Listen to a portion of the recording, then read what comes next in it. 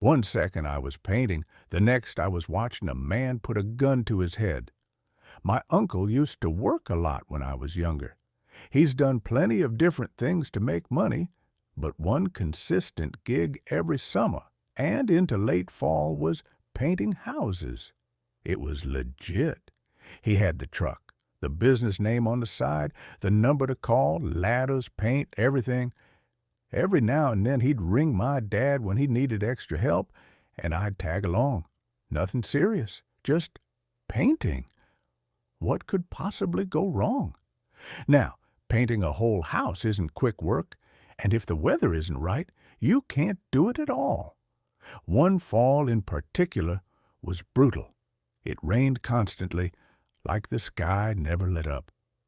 My uncle always juggled multiple houses at once, so delays piled up, and I ended up working with him more than usual. I didn't mind. The job wasn't hard, and the pay was good.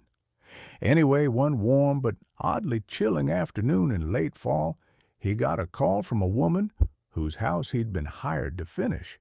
A beautiful old Victorian tucked away in a quiet part of town.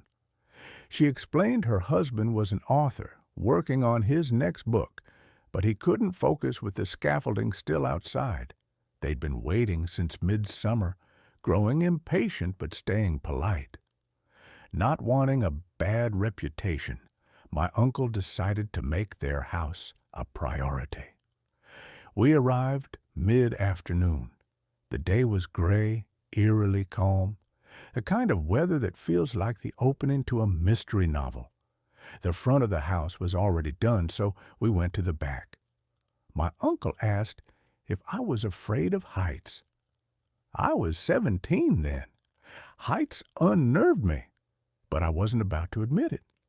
He handed me a utility belt, had me haul cans of paint, and sent me up to the third-story scaffolding.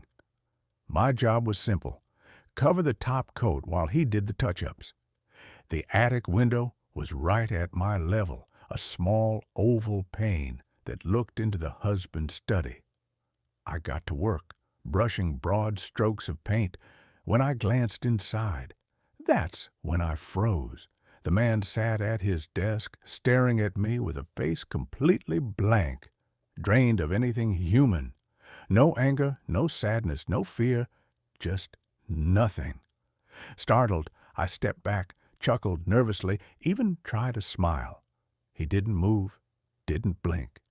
Then, without breaking eye contact, he raised a pistol he had been holding all